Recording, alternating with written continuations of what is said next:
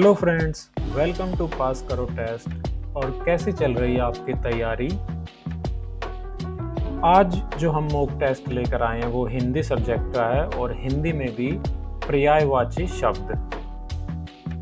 पास करो टेस्ट पर हम आपके लिए ऐसे ही यूज़फुल और इंफॉर्मेशनल वीडियोस लेकर आते रहते हैं। आप सब्सक्राइब कीजिए पास करो टेस्ट, ताकि आपसे कोई भी ऐसा वीडियो जो आपके काम का हो मिस ना हो जाए।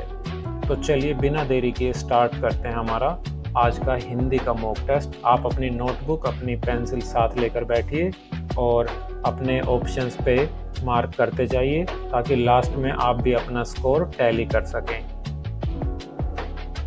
तो चलिए, ये है हमारा आज का टेस्ट। हमें यहाँ पर एक शब्द दिया गया है और नीचे सपोजिटली उसके पर्यायवाची शब्द, लेकिन उनमें से केवल 3 पर्यायवाची शब्द हैं। एक कोई शब्द है जो इसका पर्यायवाची नहीं है, हमें उस शब्द को ढूंढना है।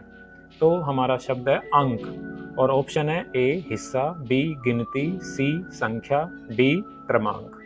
इनमें से कौन सा होगा इसका सही आंसर? कौन है इनमें से जो अंक का पर्यायवाची शब्द नहीं है? वो है ए हिस्सा। हिस्सा अंक का पर्यायवाची शब्द नहीं है। चलिए आगे बढ़ते हैं। अमृत और ऑप्शन है हमारे ए सोम, बी हेम, सी पीयूष, डी अमीय। और इनमें से कौन सा है जो अमृत का पर्यायवाची नहीं है? वो है हमारा ऑप्शन बी। बी हेम का अर्थ होता है हिम, या स्वर्ण भी इसका अर्थ एक होता है, लेकिन बाकी 3 सोम, पीयूष और अमीय इनका सेम ही अर्थ होता है जो अमृत का होता है, अमृत। तीसरा है हमारा अश्व। अश्व के लिए जो हमें ऑप्शंस मिले हैं वो हैं हय, बाजी, मतंग और सैंधव। तो इनमें से कौन सा ऐसा शब्द है जो जिसका अर्थ अश्व नहीं है? और वो शब्द है हमारा ऑप्शन सी। ऑप्शन सी मतंग का अर्थ होता है हाथी, जबकि बाकी हय, बाजी, सैंधव का अर्थ होता है अश्व यानी कि घोड़ा। अगले क्वेश्चन पर चलते हैं। अभियोग। अभियोग के जो पर्यायवाची हमें बताए गए हैं वो हैं ए गलती, बी अपराध, सी कसूर और डी अपरिमित। और इनमें से ये तो आपने सुने होंगे, गलती, कसूर, अपराध सभी का अर्थ होता है अभियोग। डी अपरिमित इसका पर्यायवाची नहीं है, जो हमारा यहाँ पर आंसर हो जाएगा। पांचवा है अन्वेषण। इसके लिए जो ऑप्शंस मिले हैं अधिभ्रष्ट, गवेषण, खोज और जांच। तो इनमें से कौन सा है जो अन्वेषण का पर्यायवाची नहीं है? वो है अधिभ्रष्ट। बाकी तीनों का अर्थ अन्वेषण, अन्वेषण मतलब कुछ खोज करना, जांच करना। छठा है आकाश। आकाश के पर्यायवाची जो हमें दिए गए हैं ए व्योम, बी श्रांति, सी दिव और डी पुष्कर। इनमें से कौन होगा जो आकाश का पर्यायवाची नहीं है? वो है ऑप्शन बी श्रांति। अगला है इच्छा। इच्छा के ऑप्शन है इहा, इप्सा, इत्वर, स्प्राहा। और इनमें से जिस शब्द का अर्थ इच्छा नहीं होता है वो शब्द है ऑप्शन सी इत्वर।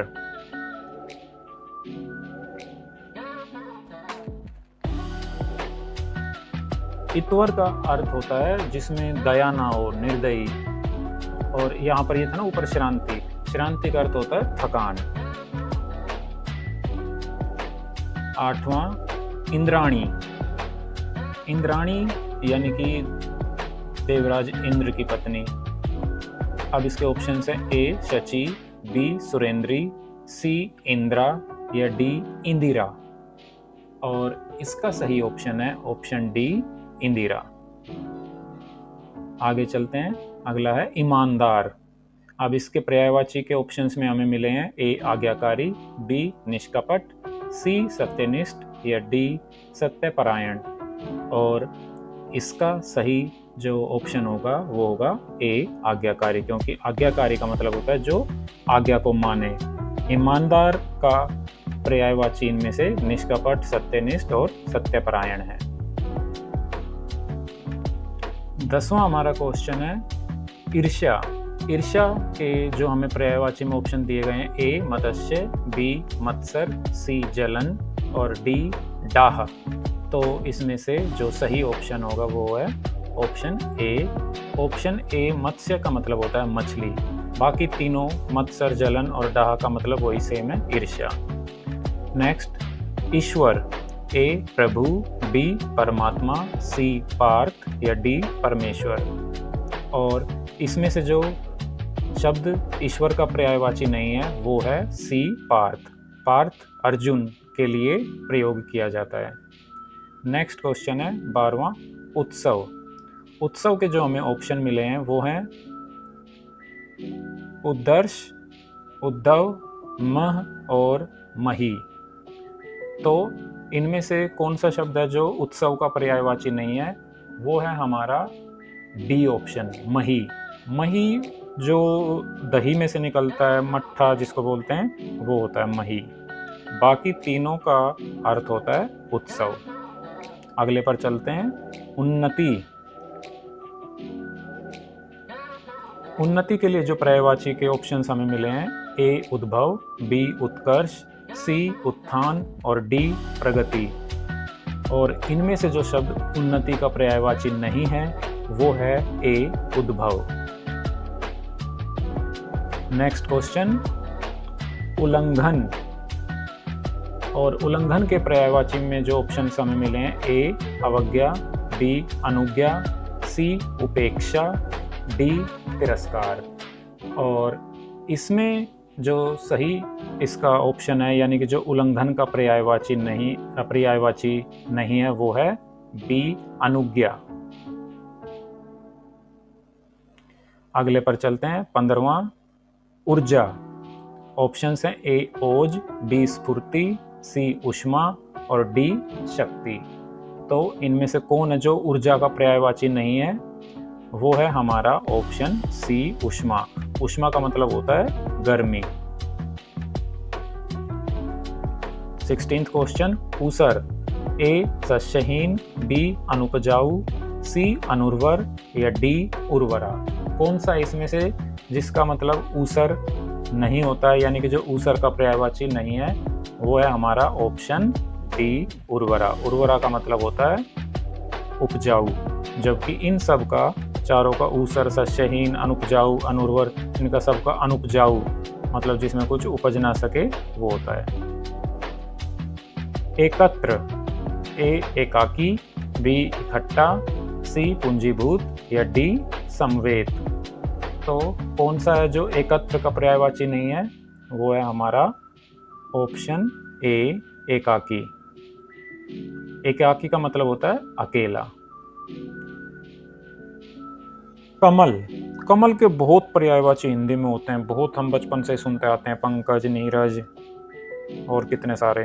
तो इनमें से कौन सा है जो कमल का पर्यायवाची नहीं है?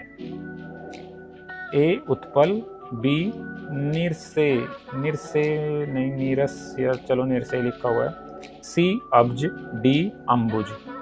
तो इनमें से कौन सा शब्द है जो कमल का पर्यायवाची नहीं है? वो है ऑप्शन बी। नीरस या निरसे जो भी वो लिखना चाहते थे, ये कमल का पर्यायवाची नहीं है। बाकी उत्पल, अब्ज, अम्बुज ये सभी कमल के पर्यायवाची हैं। नीरज अगर होता तो ये कमल का पर्यायवाची हो सकता था। नेक्स्ट क्वेश्चन है कमजोर। कमजोर का जो पर्यायवाची हमें यहाँ पर ऑप्शंस में दिए हैं वो हैं ए अशक्त, बी दुर्बल, सी अक्षीण और डी निर्बल।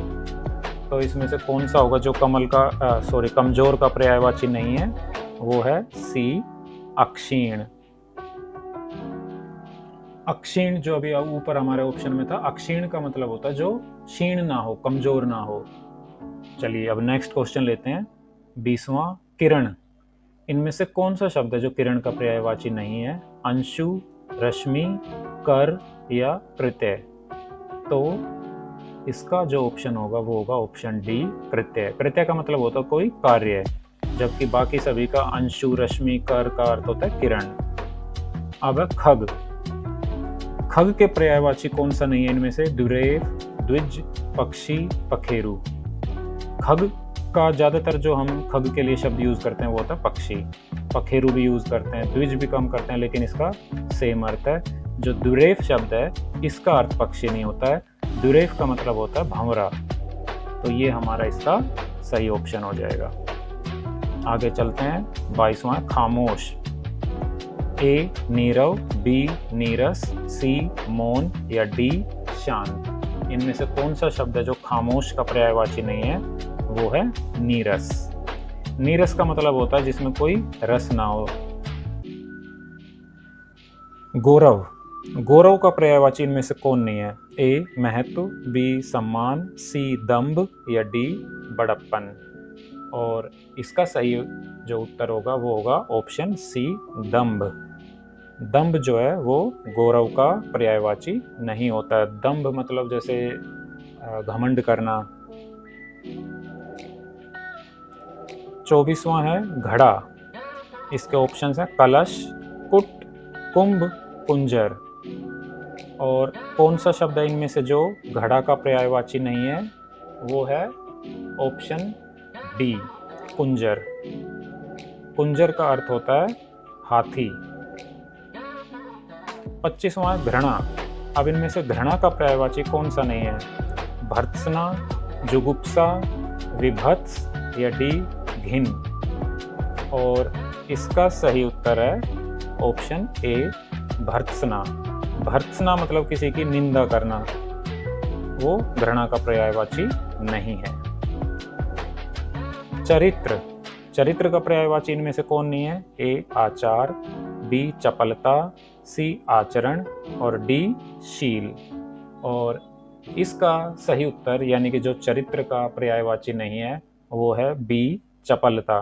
चपलता मतलब शरारतीपन या चंचलता, इस तरह से होता है। चांदनी। चांदनी का पर्यायवाची कौन इनमें से नहीं है? ज्योत्सना, कौमुदी, चंचला, चंद्रिका। और इसका सही ऑप्शन है 27 का ऑप्शन सी चंचला। छात्र। शिक्षार्थी, विद्यार्थी, शिष्य या छात्र। यहाँ पर लिखा है छात्र, ये लिखा है छात्र। तो ऑप्शन डी ये इसका पर्यायवाची नहीं है। आगे बढ़ते हैं। जिज्ञासा। ए वृत्तिका, बी उत्कंठा, सी उत्सुकता या डी कुतूहल। तो इसका सही ऑप्शन होगा कौन सा शब्द जो जिज्ञासा का पर्यायवाची नहीं है? वो है ए वृत्तिका। जिज्ञासा मतलब कुछ जानने की इच्छा, उत्सुकता, कुतूहल या उत्कंठा। वृत्तिका इसका पर्यायवाची नहीं है। नेक्स्ट क्वेश्चन है हमारा झंडा। और झंडा के पर्यायवाची में ऑप्शंस में हमें दिए गए हैं ए केतु, बी पातक, सी निशान और डी ध्वजा। कौन सा शब्द है जो झंडा का पर्यायवाची नहीं है? वो है ऑप्शन बी पातक। केतु, निशान, ध्वजा इन सब का अर्थ होता है झंडा। तो आज हमने ये अभी 30 क्वेश्चंस अटेम्प्ट किए। पर्यायवाची शब्द पे आधारित थे ये। हमें वो शब्द ढूंढना था जो दिए गए शब्द का पर्यायवाची नहीं है। साथ में हमने कुछ नए पर्यायवाची शब्द भी इस टेस्ट में जाने सीखे। तो आप इसी तरह से अपने टेस्ट की प्रैक्टिस करते रहिए। आप अपनी नोटबुक, अपनी पेंसिल साथ लेके अपने ऑप्शंस लिखते रहिए। और अब आपने जितने भी मार्क्स इसमें स्कोर किए हैं वो आप अपने कमेंट सेक्शन में जाकर कमेंट्स में लिख सकते हैं कि मेरे 30 में से इतने मार्क्स मैंने अचीव किए हैं। आप अपनी प्रैक्टिस करते रहिए। और अच्छी प्रैक्टिस के लिए आप उपकार publications, V&S publishers, are Gupta इस तरह की बुक्स लेकर उनमें से भी अपनी प्रैक्टिस कर सकते हैं। और पास करो टेस्ट तो आपके लिए है ही, जो आपके लिए नए जानकारी से भरे हुए और बहुत ही उपयोगी वीडियो लेकर आता रहता है। आप ऐसे किसी भी वीडियो को मिस ना कर दें, इसके लिए आप पास करो टेस्ट को सब्सक्राइब कर लीजिए। Thanks for watching this video. हम आगे भी आपके लिए ऐसे ही वीडियोस लेकर आते रहेंगे।